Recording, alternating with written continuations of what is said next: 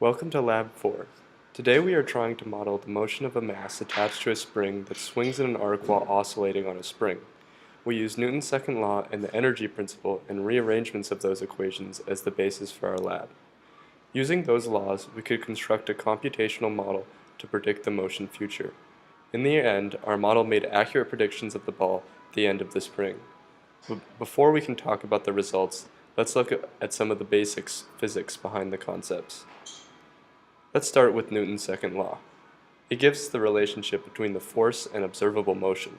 Thus, if we know the total force, we can calculate changes in velocity, and with the derivative of Newton's second law, changes in position. Taking our system to be just the ball, we know there are two forces being applied to the system, the force from the spring and the force from the earth. Thus, we must calculate these forces if we are to get motion information about the ball. The force of the spring is calculated using the following equation. To calculate this, we must first know the spring constant. Luckily, there is a simple relationship between the period of oscillation and k. To find the period, we simply have to look at the time it takes for the ball to go through one round of oscillation. We will find that empirically, but more on that later. First, once we have solved for k, we can calculate the spring force and the gravitational force by the following simple equations. Then, after adding the two forces, it is a simple matter of using Newton's second law to find motion changes. Now let's turn to our other fundamental principle, the energy principle, stated as the following. It states that the change in energy of the system equals the work done by or on the systems. It also states that the change in energy equals the sum of the changes of all the different types of energy of the system. In this case, there is just potential energy and kinetic energy we have to deal with.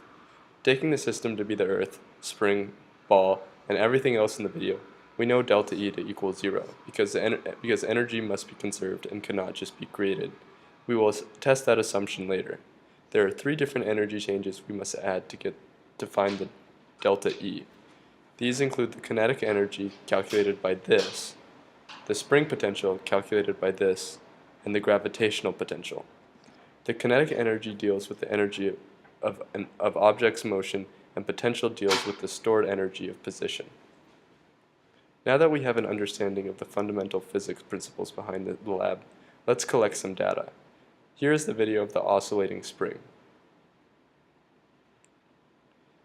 We can make an experimental model by importing the footage into a program called Tracker. We then set the origin on an arbitrary axis on the end of the spring, where the mass was attached, and tracked the motion of the mass by collecting its position data. Bringing the data into Excel, we can see that the tracked motion creates a sinusoidal graph of x position versus time and y position versus time. This experimentally proves that mass position in the y direction plots independently of x, and we can use the y to find the average difference between the troughs or crests to calculate period. Then, using the spring equations discussed before, we could calculate the spring constant. I found mine to be 6.87 newtons per meter. Then I could also use the spring force equation to solve for L naught, which I found to be 0.127 meters. Initializing with the spring constant, L naught, the initial velocity of the ball, and the initial position of the ball, we can now create a predicted model in Python from our observed data. Although it may look complicated, it uses the same physics we stepped through before. The code simply takes in the initial conditions we gave it, calculates the force applied on the ball and its energy based on position, and uses that to re-update its position over and over. It iterates through that process over and over, again employing the same physics as before. Looking at the main while loop, we see this is where gravitational and spring force are calculated, summed, and plugged into Newton's second law. Down here is where the different energies are calculated.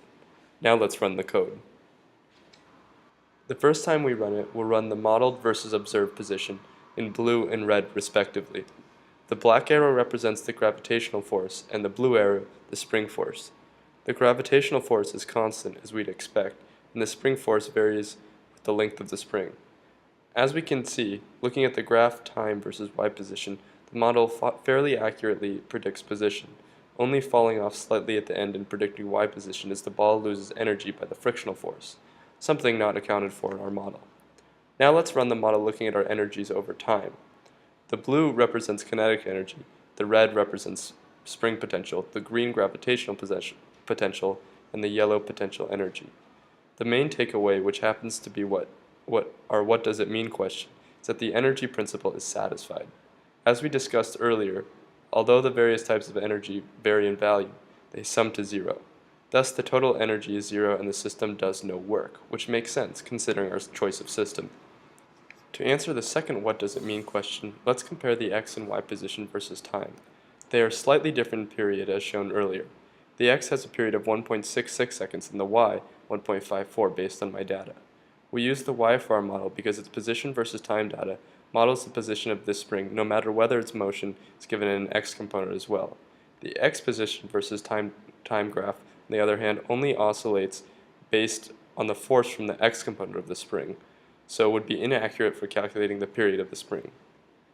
This concludes Lab 4. In this lab, we accurately modeled the motion of two-dimensionally oscillating springs.